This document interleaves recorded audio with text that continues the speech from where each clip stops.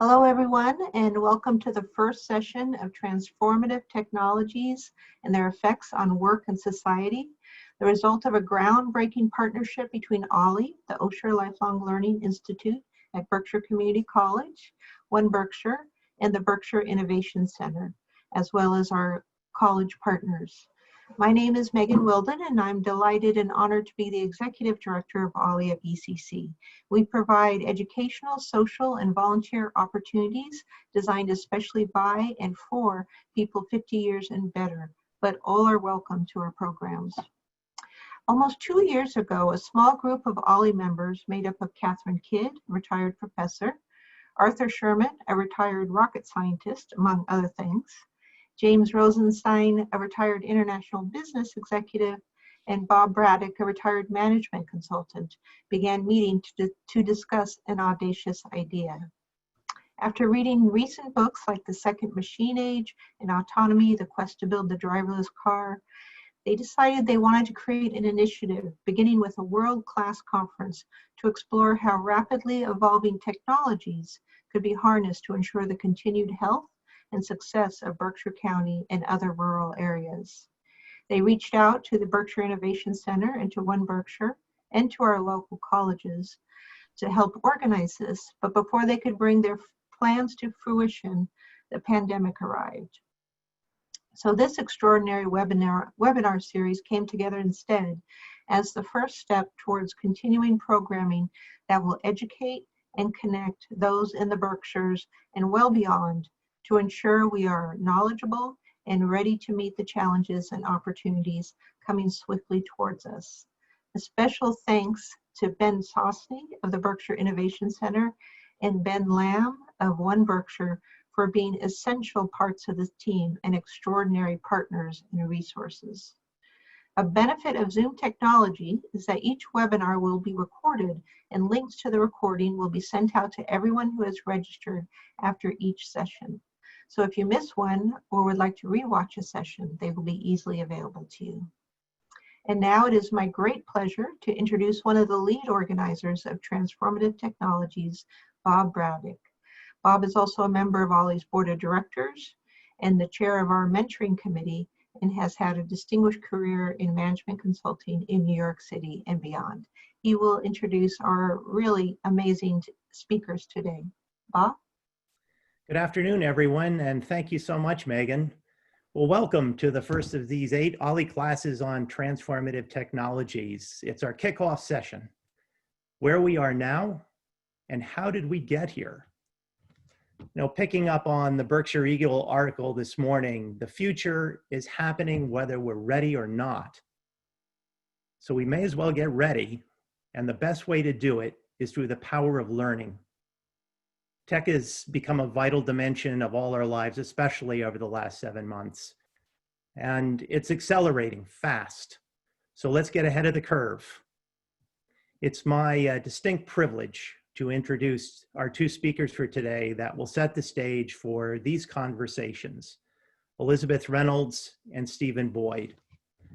Elizabeth Reynolds, who insists on being called Liz, so Liz, is Executive Director of MIT Industrial Performance Center, a lecturer in MIT's Department of Urban Studies and Planning, and Executive Director of MIT's Institute-wide initiative on the Work of the Future. Work of the Future was launched in 2018 to understand the relationship between technology, work, and society, and how tech can be harnessed to enhance and augment human activity. Such a perfect match to our topic today. Dr. Reynolds also works on issues related to systems innovation, regional economic development, and industrial competitiveness. She's a member of the Massachusetts Advanced Manufacturing Collaborative, as well as the Northeast Clean Energy Council. Liz has a bachelor's degree in government from Harvard. She was the Fisk Scholar at Trinity College and has a degree in economics, a master's from the University of Montreal, and a PhD from MIT in urban and regional studies. Welcome, Liz. Stephen Boyd is CEO of Boyd Technologies in Lee, Massachusetts, and chairman and president of the Berkshire Innovation Center right here in Pittsfield. Stephen joined Boyd Converting Company in 1999 as regional sales manager and was promoted to vice president of sales, and then stepped into his current role as the CEO. Prior to joining the company, Stephen was an associate at Economic Growth Group in New York City and an assistant editor with Ski Magazine, which I'm perpetually envious. A graduate of Middlebury College in Vermont, he is a board trustee at Berkshire County Day School and a strategic steering committee member of the Advanced Manufacturing Collaborative for the Commonwealth of Massachusetts. Led by Stephen and the management team, when COVID hit us 7 or so months ago, Boyd Technologies responded to state and federal agencies, our healthcare ecosystem, and other partners to tackle PPE. And they got into the production business, a real-life example of tech applied to critical solutioning that benefited us all. So I'll be monitoring and moderating your questions. Please tee them up for our speakers in the chat box real time throughout the class, because I'll then aggregate them, and when we come to the Q&A, which will be an important part of this class, we'll get the benefit of Liz and Stephen's thinking. Okay, so here we go. Let's tech up. Please join me in a big welcome for Liz Reynolds and Stephen Boyd.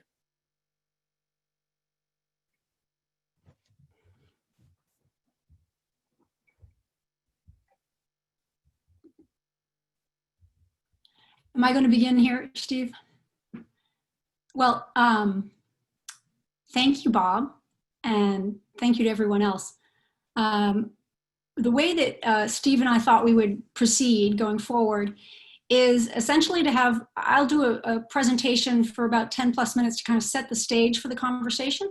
He'll respond and particularly focus on the technology side of the equation and what we see on the horizon.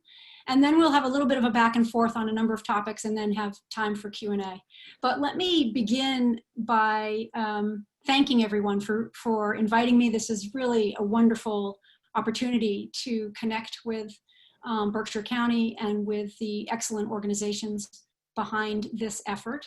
I've spent a fair amount of time in Berkshire County, both interviewing manufacturing companies like Steve's and others, as well as, of course, with some good leisure time as well. Before I begin, Steve, is there anything else we want to give a heads up to before I take? I don't think so. I think that sounds like a great plan, and I'm most looking forward to diving into some of the questions. So I think if we'll try to just speed through stuff to set the stage, and then we can have a community conversation. Great. Okay. So I'm going to begin by sharing a few slides. Apologies for lots of graphs and everything else, but hopefully the main messages come across. And again, I'm just going to give a sort of an overview of a lot of the work that we've been doing at the Task Force on the Work of the Future at MIT. So let me share my screen now. Okay. Let's see. This is okay.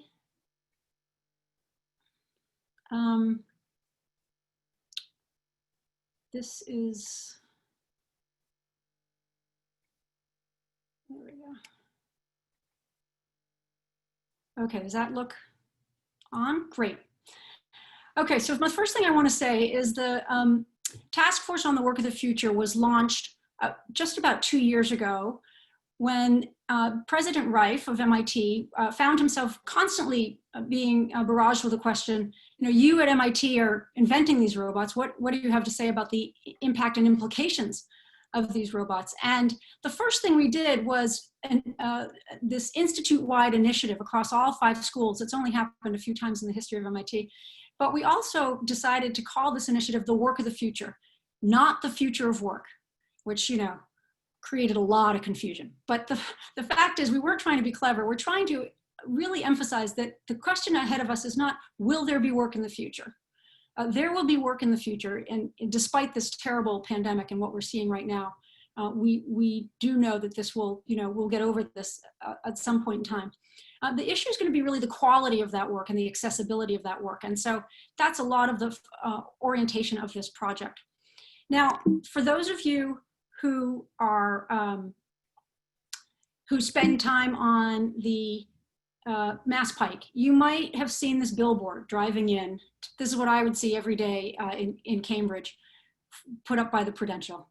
And you know, it's a real motivator. It sort of gets a chuckle, but the reality is, you know, it sort of lets us know we really have to do better than this. We have to come up with ideas beyond just retirement to say, you know, how do we handle the robots? And I think part of our goal here in the initiative was to say, actually, robots and technology are tools that we use to shape our future. And so this idea that the robots are coming and they're going to take our jobs is really something that we're trying to turn on its head and understand, you know, where are the risks? Who is vulnerable in this situation? And how do we try and turn that around to make this tool actually work for everybody? Now, one of the things we know about technology, and one of the reasons that this has become such a prevalent issue right now, is that we have new technologies, artificial intelligence, driven by artificial intelligence, that are really moving our capabilities beyond just replacing physical activities by humans into cognitive work. And so that, I think, is what's really driven a lot of the anxiety, is that right now the technology is moving from something where we saw, okay, robots are coming and we're putting them on assembly plants, assembly floors, to ones in which now the technology seems like it could really be replacing some of the white collar work. It can be moving into areas where we had human cognition, you know, as kind of the driver or the master of the insight. Now we have technology largely driven by tremendous amounts of data that can provide insights and do it better than humans. And so that's a lot of what's driven, I think, the anxiety. And Steve will have more to talk about what we see on the horizon. But let me just give a little example of how this works. I want to first just also highlight that we came out with an interim report last fall that you can find at our website, workofthefuture.mit.edu. And this is really sort of putting a stake in the ground about what we have seen as kind of the key issues for us to think about going forward. So I hope people will take a look at that. So let's start with an example of rapid machine learning progress in computer vision. You know, cat dog, what can the technology show identify? We've now gotten very sophisticated in this accuracy of computer vision, and you can see sort of how that's changed over time.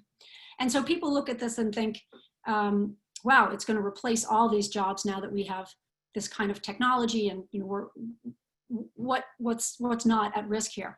And one of the points we like to make in our research is that we need to think about whether technology is substituting human activity or complementing human activity at the task level. That most jobs are made up of many different tasks. Few of those are repetitive. When they are repetitive, they are absolutely at risk of being automated. So if you're moving, you know, some material from point A to point B every day with a forklift, chances are we can find ways to replace that. But we really think that most jobs are actually comprised of lots of different activities. And if we can use the automation to replace the repetitive ones, the routine ones, the ones that have lots of, you know, kind of prescribed rules, then that frees up a lot of the human capabilities for doing more complicated work. One of the classic examples that people use here is to think about a radiologist and the job of a radiologist. Of course, you know, computer visualization has really been helped enormously with reading x-rays. So if you look at the tasks of a radiologist, there's about 27 of them altogether that have been identified. This is a work that Eric Brynjolfsson at MIT has done. And the point that we like to make here is that, yes, indeed, interpreting images using computer-aided detection or diagnosis is something where technology has really been making extremely important advances. And this is an incredibly important area for healthcare, right? To be able to use this technology to better make diagnoses and for better detection of disease, et cetera. But the reality is there are other activities by radiologists that actually can't be done by technology, conducting physical examinations, for example. And so many tasks, particularly those of tasks of jobs that are sort of for higher educated folks, are made up of many, many activities that cannot be necessarily replaced by technology, but often are augmented by technology. And so that's something that we've really tried to get at, sort of looking at the level of the task as opposed to the job per se. Now, why, given all of this technology, why do we think that there has been such a response or such a concern about where this is going? Let me say that from our point of view, there's a lot of justified concern by people about the future of technology and the future of work.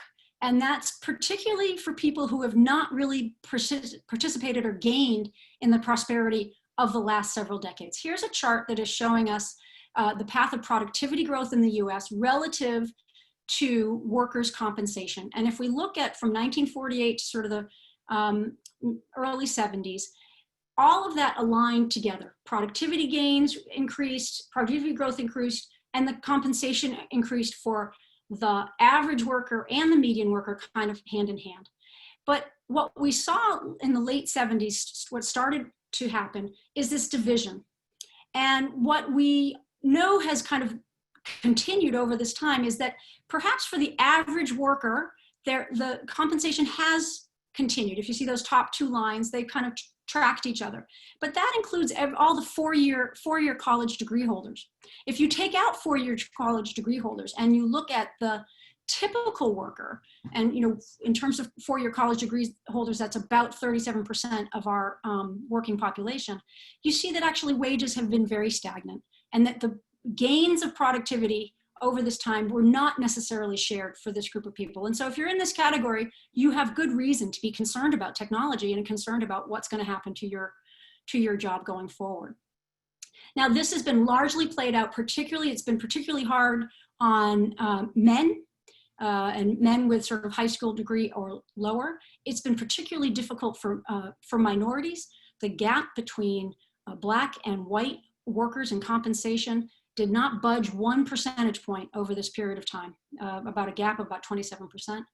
And then the other interesting dimension here that I wanted to bring up, because we're sort of talking about Western Massachusetts, is the geography of this. And this is, I apologize again for lots of charts here, but I'm going to try and simplify this, which is all of us that we're seeing this division between what's happened for the higher educated workers, what's happened for lower educated workers in a geographic dimension. We're seeing it, of course, between sort of the Bostons and Silicon Valleys and the Gary, Indianas, et cetera. But we're also seeing it within cities. So if you look at the chart on the right, what it's telling us from the left to the right is going from rural to urban, okay? And then the gray lines show us if you have a college degree, and the orange line is no college.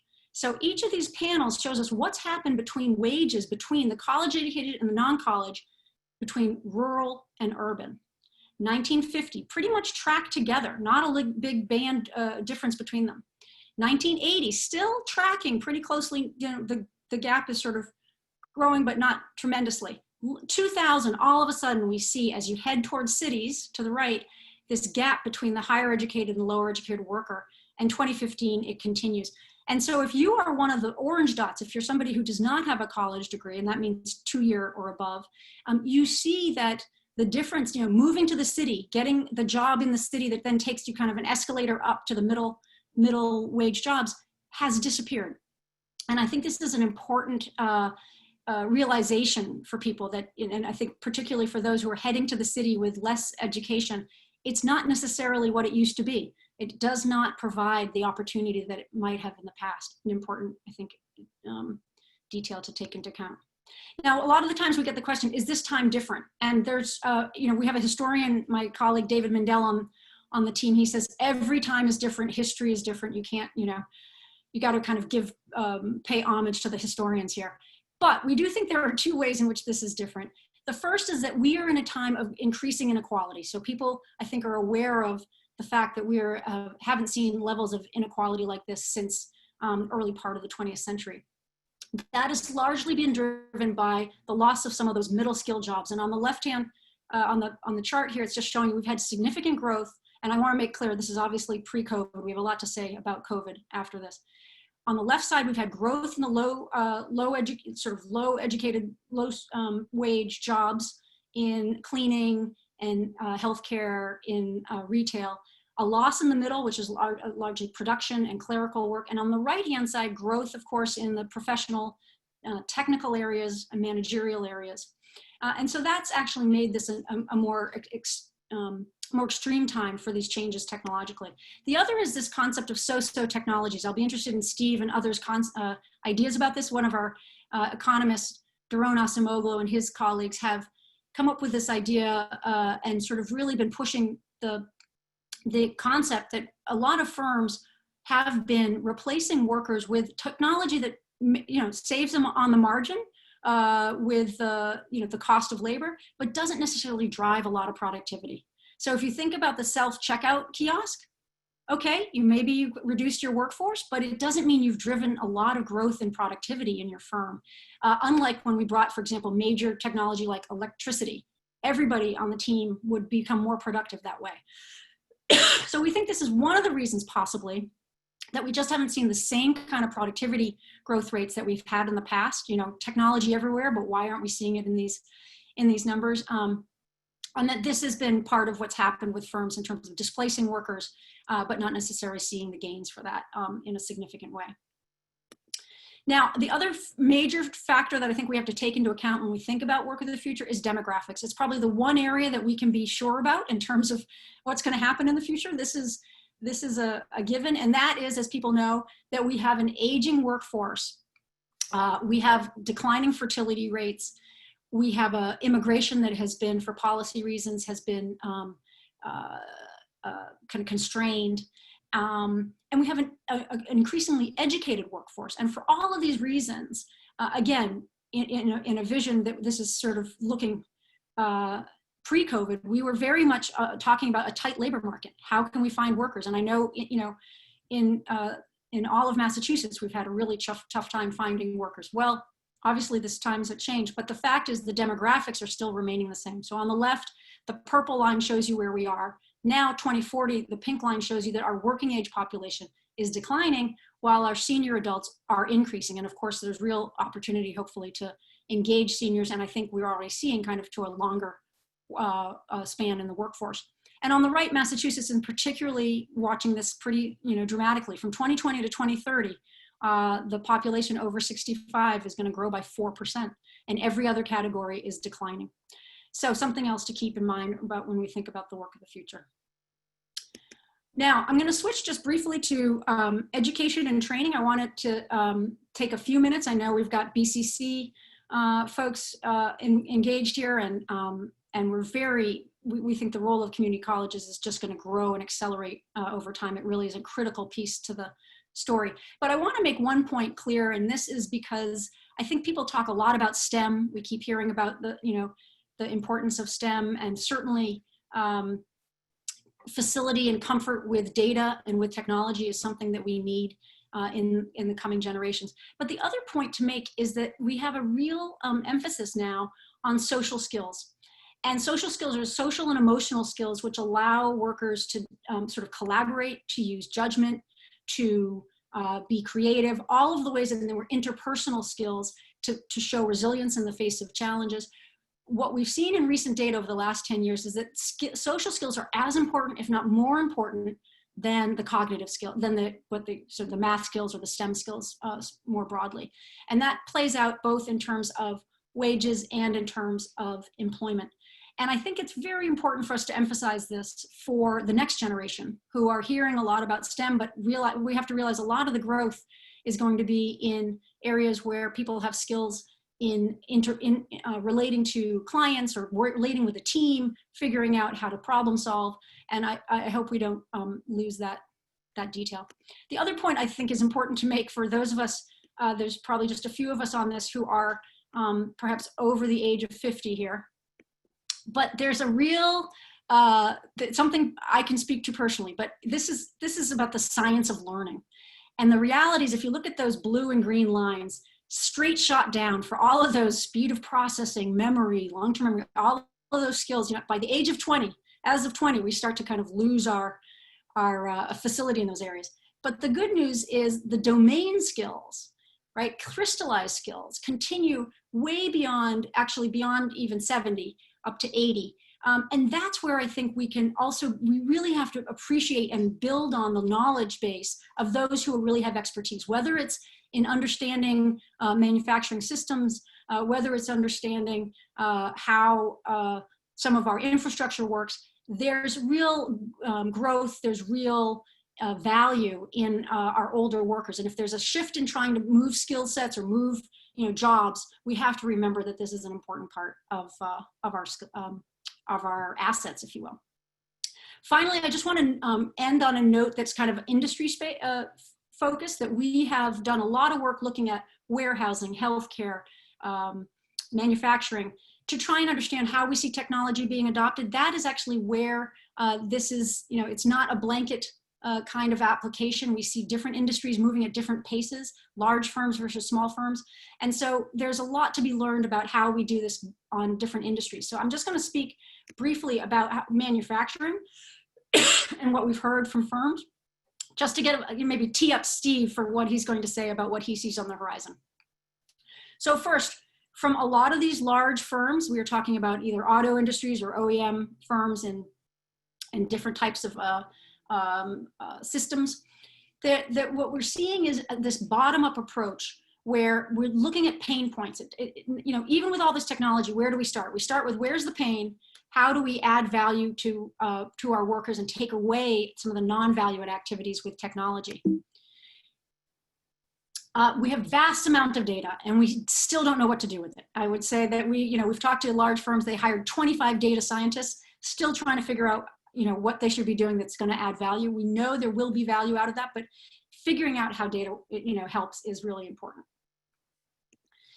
There's much more pressure to be flexible 24/7. Don't increase any costs, increase your speed, real challenges on that front. And then in terms of the workforce, as I said before, this desire to have adaptability and flexible workforce. We want the younger generation who's tech savvy, but we want them with the foundational skills, the domain knowledge of the older generation. So how can we transfer skills from the older to the younger? And then again, the labor supply on this side, it's interesting, and I'm sure Steve can talk about this. Actually, manufacturing has been one of the most resilient industries through COVID right now. There is a lot of, and this is, of course, there's sort of shifting supply chains, but generally our manufacturing sector has done surprisingly well, been surprisingly resilient. 70% of firms today saying they have a positive outlook on the next year. So that's important. And so the challenges in finding workers will still remain in the workforce. And I think that that's a real opportunity also for us in Western Mass. And then finally, I just want to say in the small and medium-sized firms that we've seen and interviewed, some in Massachusetts, others in other parts of the country, this idea that the robot is coming is just not what we're seeing. That a lot of older technology, we hold on to it as long as we can, and then slowly but surely layer on new types of technology here. And what it allows for is a transition in terms of skill sets. People are not completely displaced in terms of their skill set. They can learn on the job. They can learn through the slow and steady introduction of a lot of this technology. But our small and medium-sized firms are really important in making this transition. And if anything, we think we should be investing in supporting them to be more technologically capable than less. I'm going to stop there and hand over to Steve and hope to spur some conversation and some questions going forward. Great. Thanks, Liz. That was fascinating and a hard act to follow, but there's no doubt. I'm going to share my screen here for just a second. Bear with me.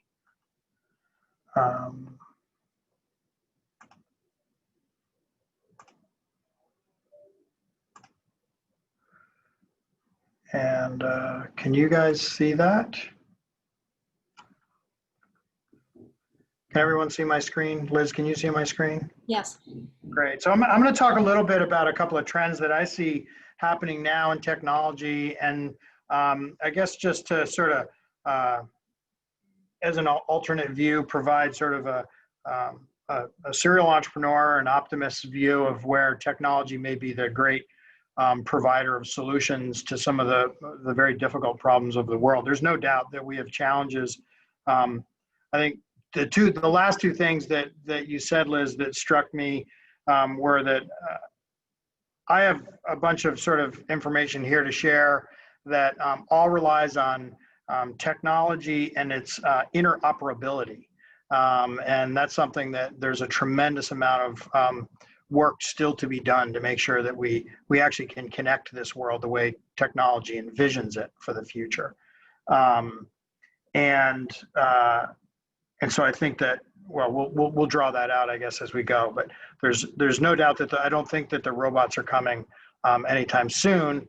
But I wanted to sort of give you a visual of where I think that we are where we are now as it relates to hiking. You know, we are here in the Berkshire Hills, and so I liken our current state to what I'll call PC peak. There are currently about 10 billion devices or smart devices and computers in the world. And experts predict that by 2025, 2026, there'll be about 1 trillion smart devices embedded in the world. And I think that the visual here is, the point is that for anyone who does a lot of hiking in high peaks, you know that it's often that you're not until you're halfway or even 3/4 of the way up the mountain before you can really see the peak. And so, as Liz said, there's no crystal ball and no certainty here. And my point is that it's hard to even fathom what a world with 1 trillion smart devices is. And so I'll just offer that 1 million seconds is about a week and a half. So while this is playing out, venture a guess as to what 1 trillion seconds is.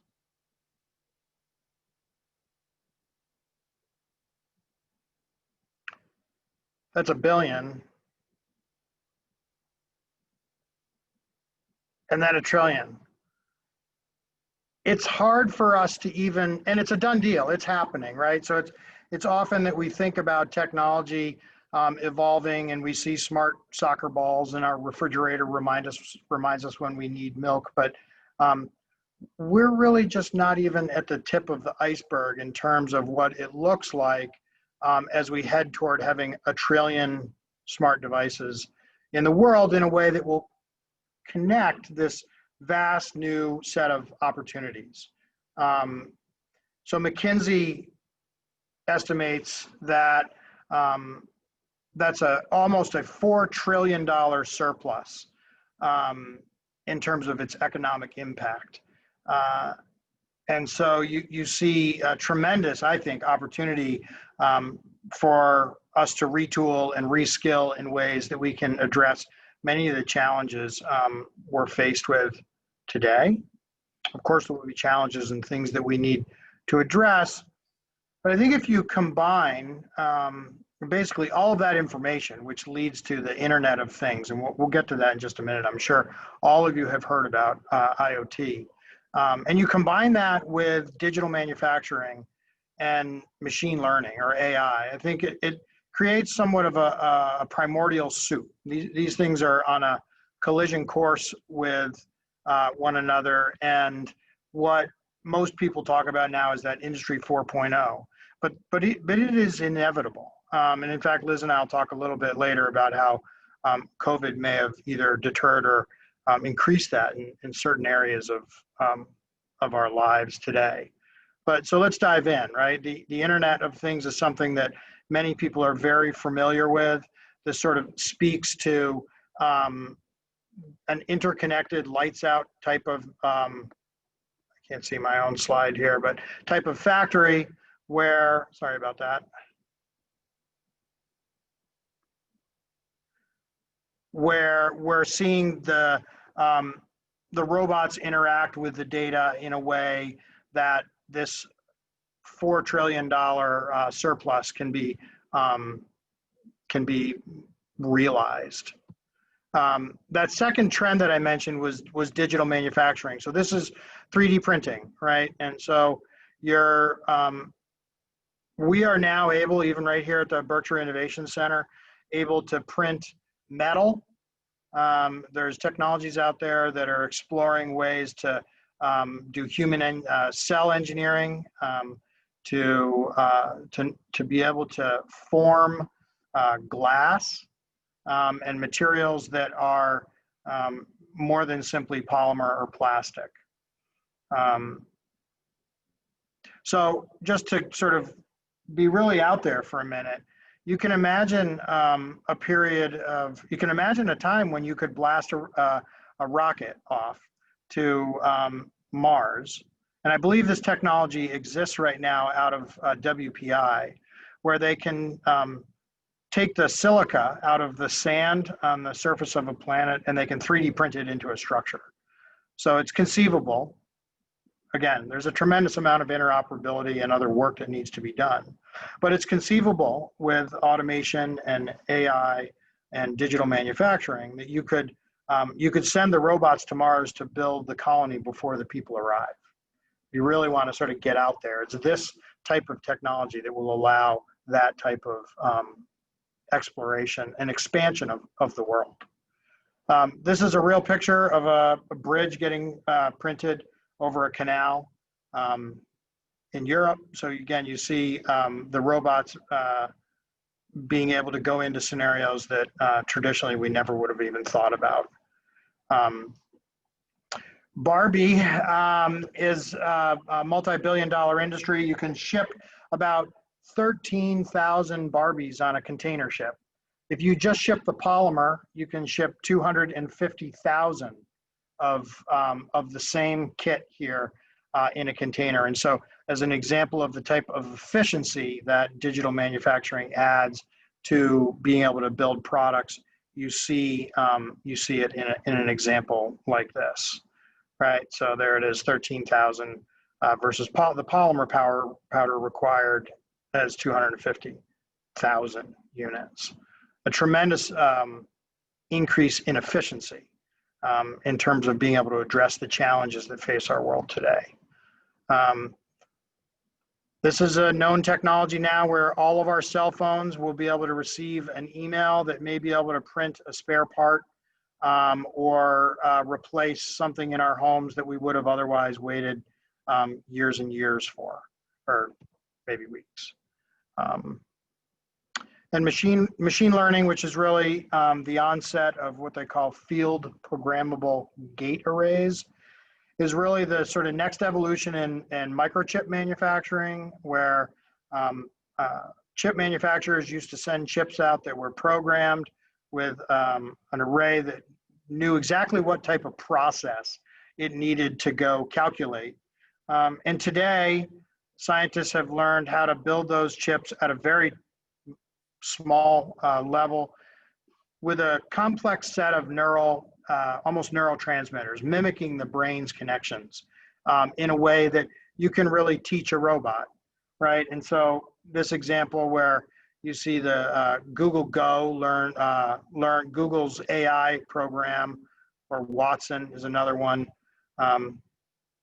learns a game like chess or Go, and within a matter of months becomes the #1 rated player in the world, right? I don't remember the number of medical white papers that are published every year, but it's a very large number in the tens of thousands. And Watson reads every single one and never forgets. And so you can imagine what it's like for a group of clinicians sitting around a table with Watson on the team in a way that they can help with diagnosis and treatment plans and support the efforts for human health, not replace, but support. Again, I've talked a lot, and I thought that the last session was really appropriate around autonomous vehicles. It's years away, just a few years, not decades, where I think that there'll be opportunities for us to feel as though we're on a train on the Mass Pike, but we'll be in our car. So you can literally provide feedback to a robot now that will learn based on these field programmable gate arrays. And so you can raise the machine to act on learning that allows us to go into environments. When we think about automation, often we think about sending, I guess I would liken it to you often can think about sending our troops to the bottom of the ocean in a submarine, right? You needed to put a tremendous amount of life-saving protection around sending a human into a hostile environment. And automation became sort of a great enabler to help humans avoid that type of tragic scenario. And while COVID hasn't been quite as dramatic an environment as the bottom of the ocean, I think, again, you see automation providing tremendous value and a solution to keeping humans outside of harm's way. I'm just going through a couple of quick examples in this presentation that are sort of real-time examples of where very futuristic activities happening out there in the world today. So there's a couple kids in college who tried to start a car company from their dorm room. And so they basically built the frame of a car out of chrome moly, and then they hooked up thousands of sensors over all the parts of the car that they thought would find stress as it was driving. And then they roped one of their friends into being a driver, and they hooked her up with a bunch of sensors that tracked her biorhythmic stressors. And they went out into the desert and they drove around for the better part of a weekend. In a matter of a weekend, they collected more data than Ford and Chevy has over the course of the last 10 years. So you just, again, think about the vastness of information. And Liz is right. There's a tremendous amount of data that's being collected that's just pouring out onto the floor, and people aren't totally sure what to do with it. Some of the thought leaders that I follow say just keep collecting that data because it will start to show itself. And don't let it just fall out on the floor and go uncollected, because there's a lot of solutions in that information. And so in this example, what they did after their experiment was they went back to school and they had a computer cross-reference all the stress points on the frame of the car with the output of the driver's stress experience. And then they allowed an algorithm to start to think about ways to improve on the experience of driving the car. So we know now that Tesla's cars often will send roadside data back to the factory every single night.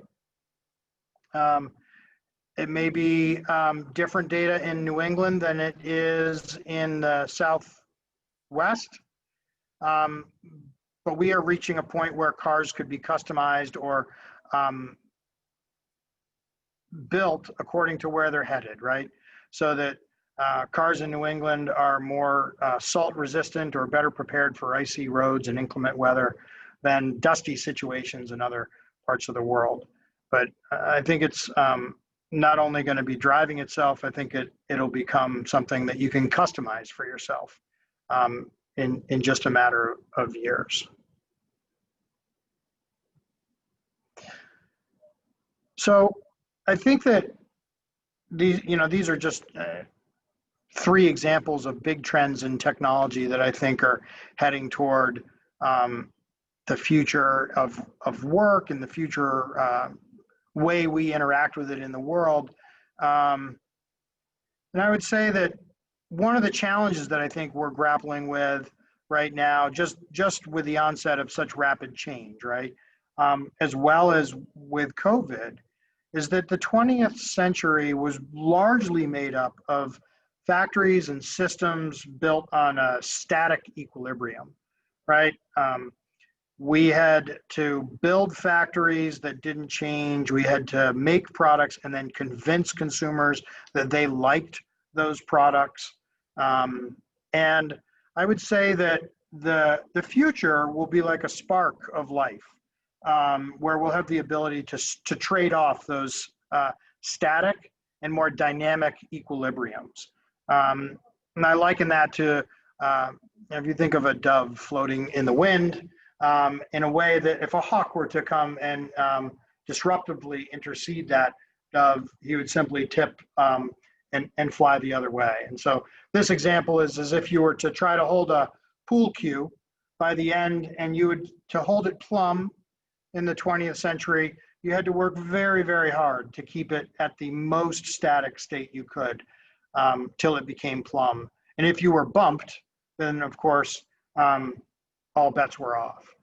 Today, I think that some of the businesses that have done well, there are businesses that are doing well as a result of COVID. They've been very dynamic, and they've been able to pivot and continue to move. And they haven't completely reinvented themselves. I think that they've been dynamic, and they've taken advantage of technology in many ways that allow them to survive. So I think that the onset of machine learning and the Internet of Things and digital manufacturing poses a tremendous opportunity for the future of work. And I think that there are a lot of jobs that we can't even imagine as it relates to, again, human health, pollution, poverty, global warming. I think that the technology will help us solve these problems and identify opportunities for people to learn in different ways, to interact in different ways. And so I'm optimistic about that. But it's worth asking, how do we put people first and shape that networked world? And what do we do to prepare for that? Again, I think in wrapping up, I think about education. It's on everyone's mind now. We built K-12 elementary and high school education that is very similar to that static equilibrium that we built factories around, where you have to basically get a degree and declare a major and then go work at a job for your whole life. And that's how we sort of identify with what the status quo and the track of someone's lives are. And it's a very if this then that sort of or if this then this type of way. And I think in today's world, where we have human learners and machine learners in a side-by-side environment, learning inside of a connected world, you start to build teams with deep learning and capabilities that again are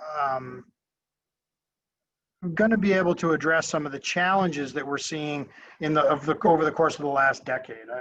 I agree with Liz in that I think that there's reason to be concerned about low-wage earners and underserved communities. But I also think that technology poses a real opportunity for us to try to build collaboration and to identify new ways to become more effective in our educational policies and systems. And these are just some of the sort of big changes that I think are worth noting as we think about the different things that are defining to the way that a job in the future of work is thought about. So we're no longer a very one-size-fits-all society or a single career. We have automation and disruption, and we see this radical collaboration in the way that people are solving problems. You guys are a perfect example where we talk about K to Gray, right? And I know here at Boyd Technologies, we certainly like college degrees, but more and more the person's major doesn't really line up with what the deep learning and micro-credentialing tells us about what type of a mission they've been on in their life. And so we really look for those experiences and skill sets as it relates to joining our team and helping us continue to tackle the challenges in healthcare. I think today we see schools that are really being forced to adopt this peer-to-peer learning and guide by the side mentality. Literally, you're in a Zoom call where you are by the side as the teacher. You're no longer that sage on the stage. And so I think frameworks are shifting now, and I'm excited to talk a little bit more about it, but I'm going to just sort of leave it with that and just sort of highlight that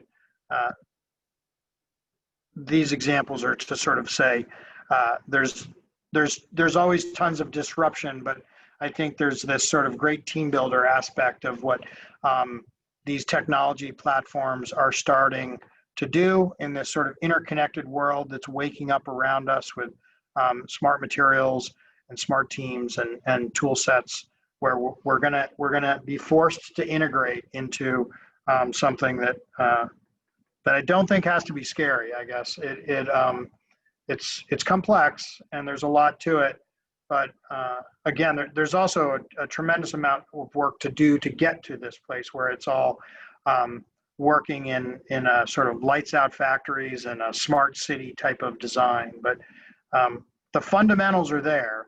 And so we'll have a lot of opportunity to influence it for ethics and for putting people first as we move into the future. So I'm gonna stop my sharing there and maybe pause.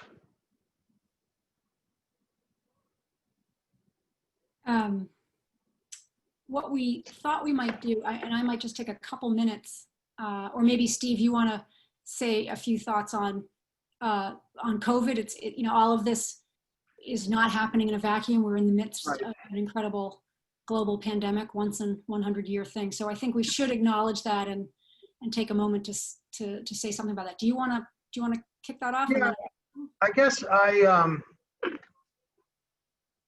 when you and I first started talking, there was, we thought about the best way to try to launch this series. And I guess I would also offer that I think the subsequent 7 sessions will dive deeply into robotics and automation and machine learning and artificial intelligence. And I think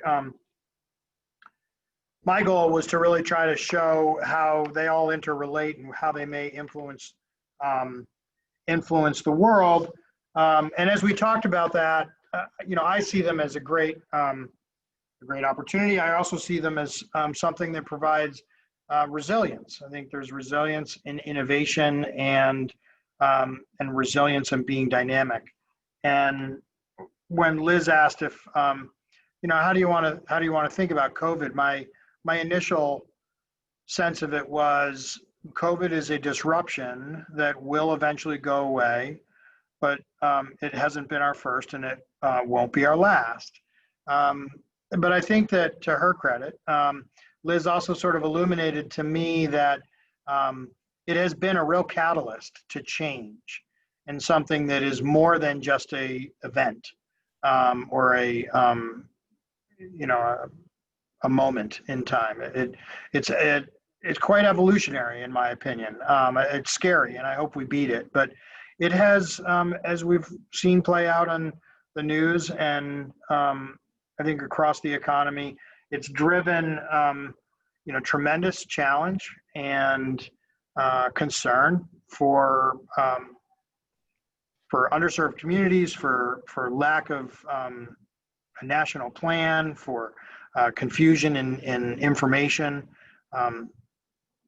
I think it's also really highlighted to people how automation can allow them to be in a place from their home. How we're no longer,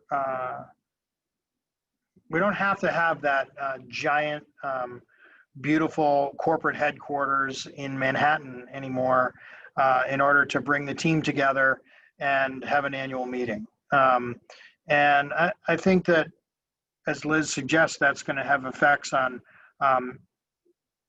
society and on the economy across multiple sectors. I also see it as really forcing us to do things like have a OLLI conference on Zoom, and to be able to adopt technologies that were already on the trend line that I guess I just sort of highlighted. That presentation was built pre-COVID. I think probably if I redid that now, you'd see some of those technologies are already in a Gen 2 or a Gen 3 version of what they were when they first came out. And I think COVID's really just driven that more so. I'll just have a few additional comments, and then we have some great questions in the chat, and a lot of them focused on this issue of those who don't have the skill set or those who are lower paid workers. What are we doing? And that's absolutely, I think, where a lot of our focus has to be when we think about COVID. The impact is multiple and it's exacerbated and accelerated a number of trends, some for the good, some for the bad. And on our side from MIT, certainly one of the things we're most concerned about is that telepresence, which is what we're doing right now, remote work, it works for about 40% of those of us right now able to do it.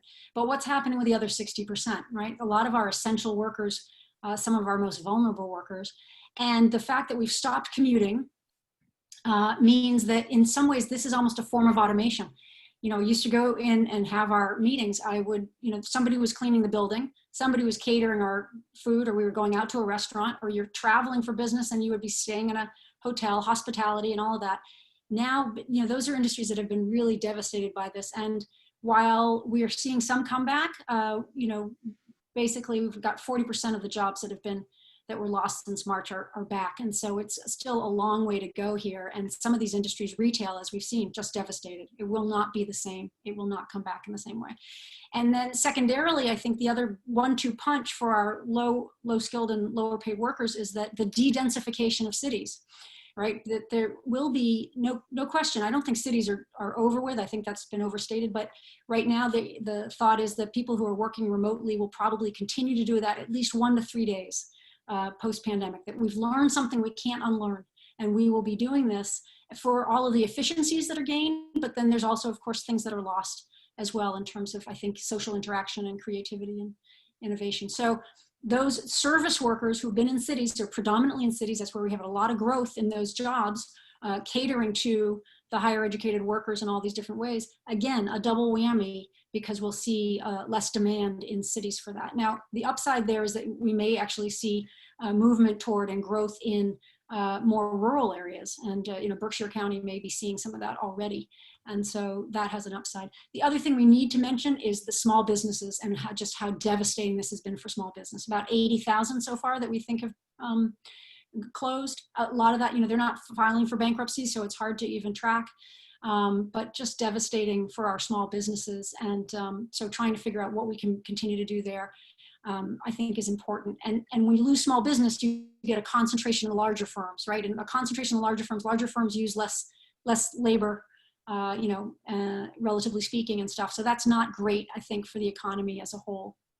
And then finally, an acceleration of some of the either automation or some of the ways in which we do things differently. We've learned how to do things with fewer workers. We've learned how to do some things with robots that we weren't doing before, disinfecting buildings and things like that. And so we can imagine that there will be some ramification for jobs and for different industries based on what we're learning from the technology side. But I think that also, as Steve said, that can also have some upsides about how we're putting technology into people's hands so that they can actually work remotely or figure out how to do their jobs in a safe manner. And I think that's been, is also really important. In some ways, I wish we'd had more robots during COVID. It would have been a safer bet in our healthcare systems, et cetera. So I'll just stop there. Just realized that the piece on automation that I referenced, Liz, about automation and likening it to submarines was in the white paper that you wrote. Yeah. for the Hamilton Right. project. I just want to give credit to you in terms of relating that. I Yeah. apologize for not Yeah, doing no, it's a strange thing to think that, okay, when we think of robotics or automation, we say, oh, we'll put a robot on the floor of the ocean, or we'll put one in space, and that allows high functionality and safety on our side. And in some ways, you know, that's what the Zoom meetings now is, right? We've got functionality, we've got efficiency, we've got safety now for us. We're not going into an office, but it has all these ripple effects that are particularly hitting, you know, some of our service-oriented workers and lower paid workers. And so I personally think that's where, you know, to get this right, we're still, you know, can we move from, are we moving from collapse to rebuild now? Or are we still in collapse? I think we still, you know, it's still unclear. But part of that rebuild is going to be rebuilding sort of a social safety net that's going to be is going to be more resilient and supportive of the workers who have been so devastated in this period of time. Yeah, agreed. I think, and maybe Bob will come on with some questions in a minute, but I think my hope would be that as that sort of social safety net gets built in, and, you know, I'll avoid getting too political here, but we've certainly seen some of the government support that has stepped in prop things up, and we can see how that starts to actually effectively redistribute at least safety. I wouldn't call it wealth, but my hope is that also happens in education, that some of the examples that, you know, ways that we can teach differently through, you know, work-based learning programs, and where some of the low-wage earners that we are so concerned about have an opportunity to learn a new skill that makes them, you know, more valuable and retooled. Now that's a two-way street, right? We need to inspire them to do that and recognize that there's a need and then fill it. But I do think that there could be. It will take time. It will take time. Yeah, can you hear me? Yes. Great. Okay. Maybe I can switch on the video here for a second, but this is such an excellent conversation. You know, one of the questions from the chat that I think is very relevant to what we're talking about here is the challenge of alignment. And I know it's alignment of our major structures and institutions to try to solve for some of these challenges that you're describing with. Can you just give some thoughts about how you see that occurring? So if we were to dial this out, say 3 years, what could it look like? And what should we be thinking about? Well, I might take a first stab at that, because in fact, we titled our interim report last year, The Work of the Future, Shaping Technology and Institutions. Because what we need is a real realignment of our institutions that are supporting workers particularly. You know, it's not the case that a low paid job needs to be so insecure. You know, if we look at what we see in Europe or other countries, there's a social safety net that works together kind of as a system to try and make sure, even there will always be low paid work. We're not assuming that will disappear, though I will say that I think automation is going to play a role, and hopefully as education levels rise, that actually, you know, becomes something that's advantageous to all of us.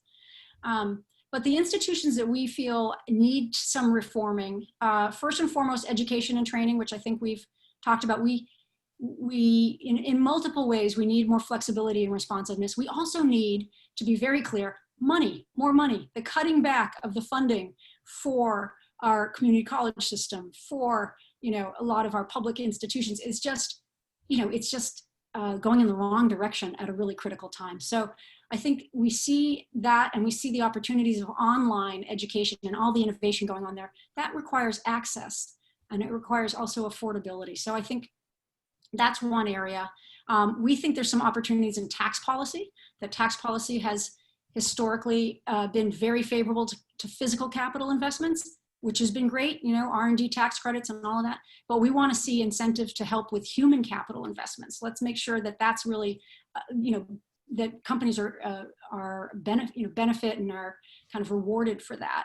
Another one is worker voice, and whether that's a traditional union or whether that's some different new model, we have seen a complete, essentially, shareholder view of the corporation in this country in a way that I think has really, been hindered workers. And in the end, we feel it also hinders the firms. Like what we know about how firms introduce technology, et cetera, is when you engage workers, you can get greater productivity out of that. So I think labor laws that support, worker voice in various ways would be really, really important. And then also on the social safety net, COVID has really made clear, unemployment insurance that actually can support some of our gig kind of economy workers, those who are kind of have weaker ties to the economy. I think we've done that in COVID, and we should extend that.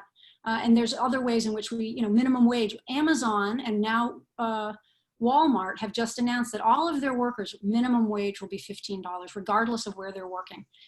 That's an important message. It has ripple effects. There's a bunch of things that I think institutionally we can do that are going to shore up the bottom while we're still trying to grow. We need the growth, we need the innovation that Steve's talking about, but that's both of those things. One of the phrases we use is innovation for inclusion. And right now we have just not had that inclusive piece as part of our agenda for several decades. Yeah, I agree. Not to have a diversity and inclusion conversation in the midst of our technology chat, but I'm a big believer. I always say up at the Innovation Center and here at Boyd Tech, collective wisdom always wins. And if you have not read the book, Wisdom of the Crowd, I encourage you to do so, because it highlights that throughout any experiment or history, if you have a diverse group of people with all of the informed information to make a decision, that ultimately the crowd has more wisdom than any one person ever does. And so I think that it's interesting to be having a futuristic technology conversation and to be thinking about just some good old-fashioned values. I also really am a big fan, and I say that because I'm a big fan of the German Mittelstand, which is the sort of concept of, hometown factories taking on apprentice programs and grooming the next generation and the generation below that for the work of the factory in the region and for the community to really be engaged in a long view of what success looks like. And so, Bob, we got to do more of these things, I think. The state of Massachusetts has done a pretty good job in investing in public-private partnerships. There's still a ways to go, but they have been doing it for a long time, decades.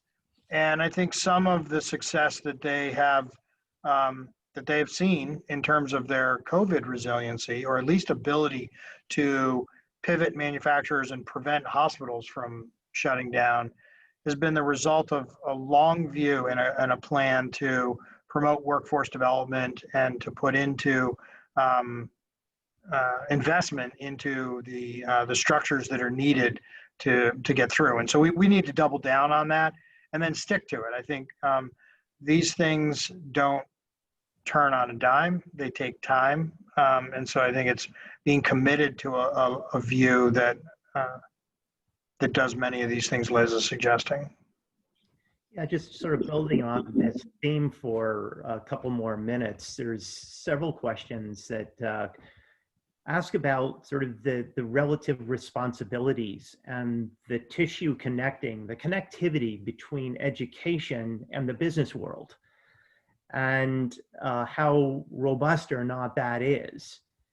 And I do think there's a place to talk about diversity and inclusion and, the economic position of people and their ability to access and use technology is important. So those to me are connected. Can you give some further thought about, the relative roles and maybe some practical things that we could do over the coming months between the business world and the educational domain? Well, maybe I'll say a few words there. So for a while, we had evidence that basically our firms in the US, broadly speaking, were not really investing in workers in their training. They basically saw it as something that other institutions did, and that they would, they want to hire people who have the skills already, right? Necessarily, and some of the larger firms will obviously have in-house training. What we saw pre-COVID, and actually there's been some encouraging things post-COVID, is actually, given the tight labor market and some of what's been going on, I think, in the country, a lot of firms were actually starting to invest in the training and build, capabilities from within, because you couldn't go hire, 30 software engineers. You just couldn't find them. So how do we invest in those folks internally? So that's one thing that I think is happening, and I think firms have kind of learned something that they're getting something from. The other thing that we've seen is firms relaxing and trying to becoming a little bit more creative about how they invest and partner in the workforce with educational institutions. So what we know, for example, is that the four-year degree, college degree, while it has had tremendous returns for people, is not for everybody.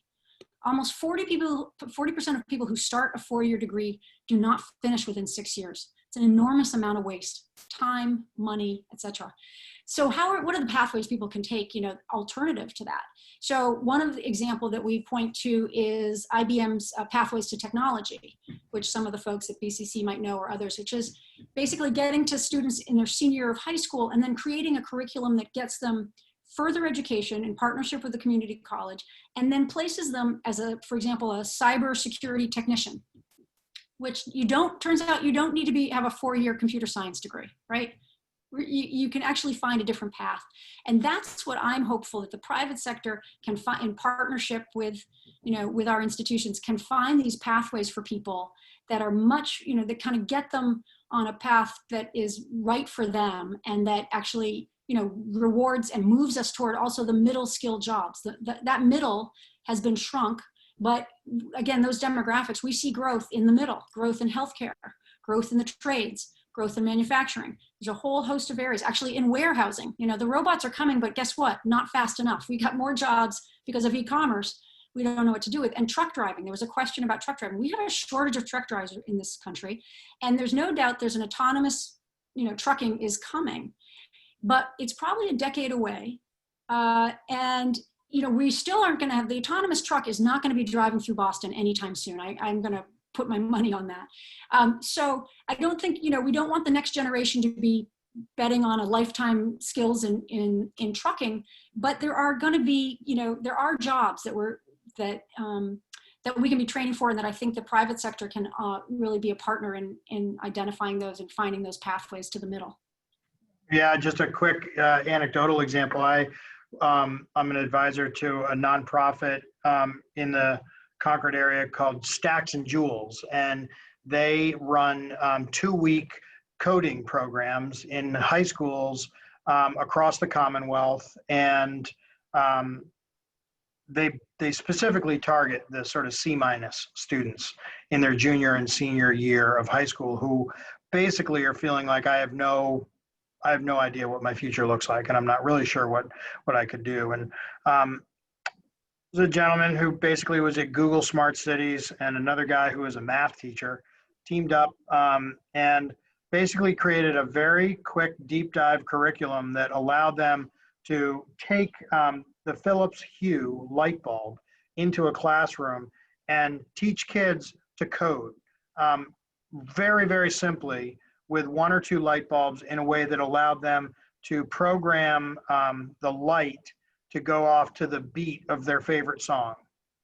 And after they finished doing that, and they struggled through a couple of challenging coding pieces, and they started to build the sense of, hey, I can do this, they then illuminate for these kids that you now have the skills to run a building information system.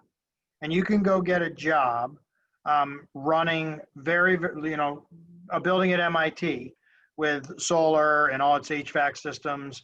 And they started around 80 grand a year. And that kid had no idea what he wanted to do. I sort of thought he was going to probably mow lawns and and just bum around for other jobs. And so I think that, you know, my wife and I this summer were talking with a good friend who's a school teacher in the New York area, and she was in the New York City public school systems for a long time. And you know, so I'll paraphrase her, but she said, first of all, we have to stop paying teachers like garbage men. You know, I think that is an important element of you can't ask them to go be a frontline worker if you don't pay them like a frontline worker. So I acknowledge that's one piece of it, but I also think adaptive programs like this Stacks and Jewels program and finding the partnerships that Liz is talking about in ways that we can, you know, do it a little differently, and to have these deep micro-credentialing opportunities where there's a very specific task or skill set that leads to something that may illuminate a very futuristic job. Oh, Bob, you're on. Thank you. Sorry about that. There's a great chat item also pointed out a little earlier on about in Germany, you know, the vocational track in lieu of a four-year school, which has been so dominant here in the U.S. in terms of the narrative, is important. And let me turn to a little bit different direction. How do you see technology impacting people at different life stages? You know, this is a very interesting question to me, and it has to do with both age, generational elements, socioeconomic elements, and the psychology of technology. So I'd be interested in your comments there.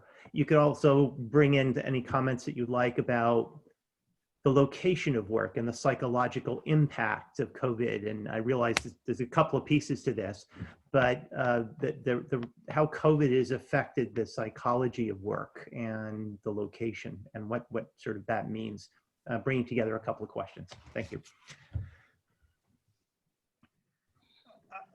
Maybe I'll take a stab at it and save me if you can, Liz. But the first thing that came to mind, and you know, I could go down a long rabbit hole about how I think technology is affecting my teenage kids when they hold this too much. But before I go there, I guess I think about it and related to healthcare and the work that we do here at Boyd Tech.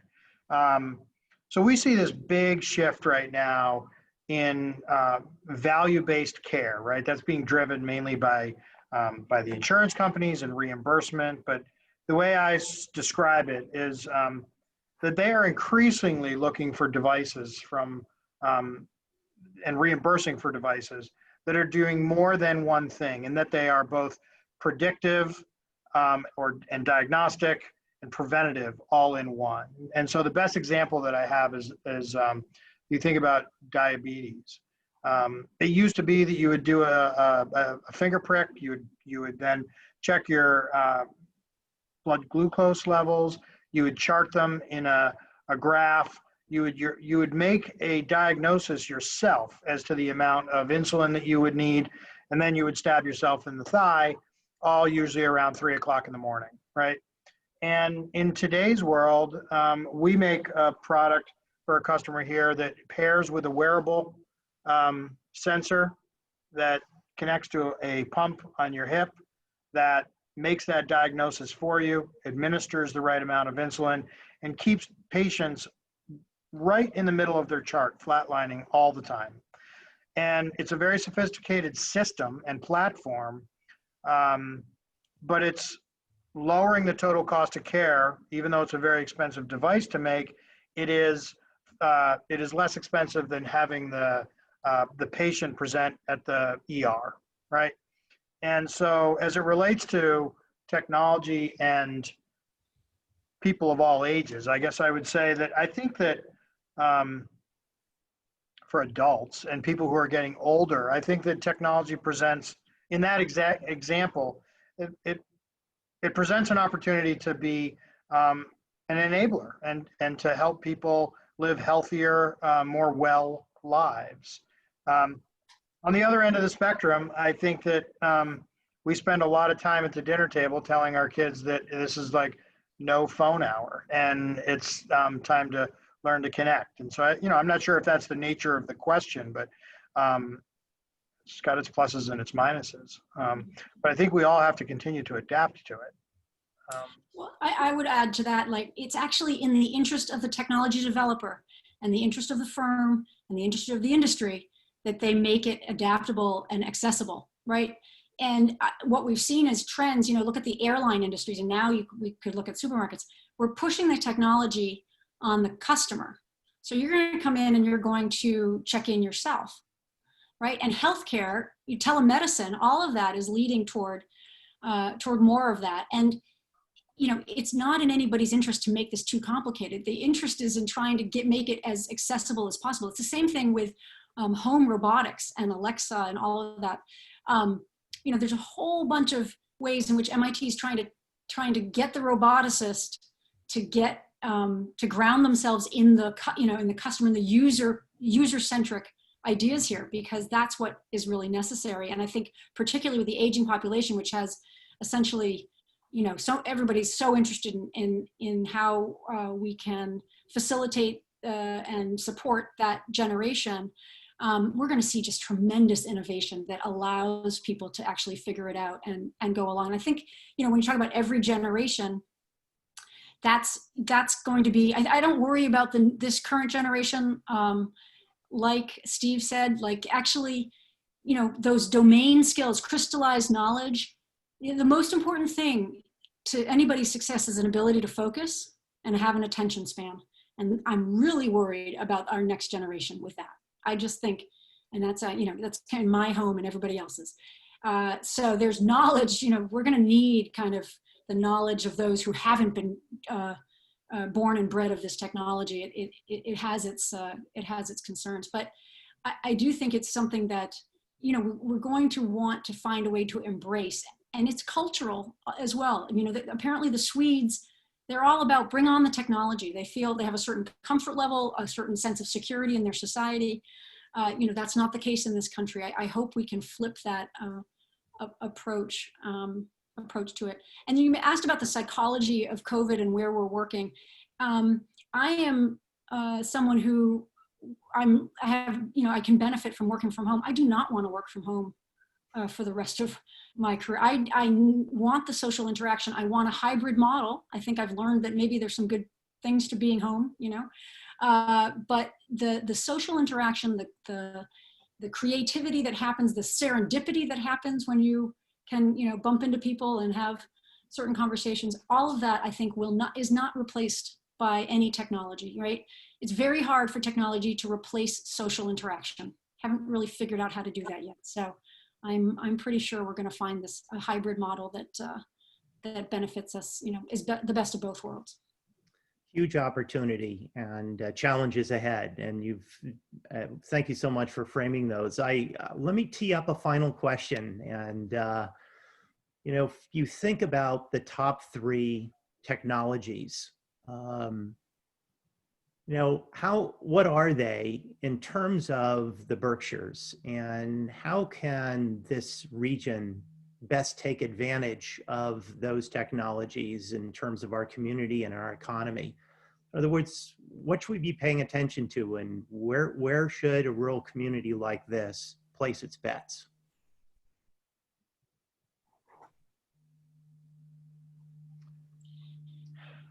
Well, I'm gonna jump in, and maybe Steve. I mean, you got a front row seat to this. The fact is that I think this technology, but we obviously it has downsides from a point of view of certain jobs and certain people in our community, and we need to focus on that. The upside is that all this technology is accessible to every company. It's we've got a democratization of access to the technology in many ways, and so whether we're in a rural area or an urban area, there's real opportunity for what online can bring, right? Just online jobs and back office things that are now being done. But in sort of Western Mass, there's a healthcare opportunities. There's advanced manufacturing opportunities that we're aware of. And I think there will be infrastructure opportunities as well, how to build a tighter infrastructure,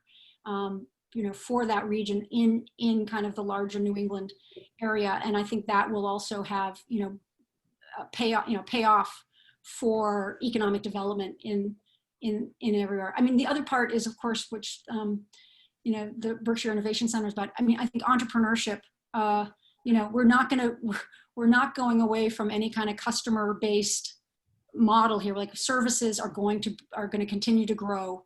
And so there'll be ways in which kind of customer-facing businesses, I think, will still have a lot of opportunity. Yeah, that's a tough one, right? There's no silver bullet, but I think that for me, obviously, I'm partial to healthcare and med tech. I think that it's one of the fastest growing sectors of the economy, expected to grow domestically to over $200 billion in terms of market size by 2026. It's over 10% compounded annual growth rate. There's tremendous amount of new innovation and growth, so new product development. And we're close to the, one of the greatest sort of healthcare cities in the world, in Boston. You have more venture cap and biotech startups and money invested in Boston than nearly anywhere, maybe second to San Fran and Minneapolis. But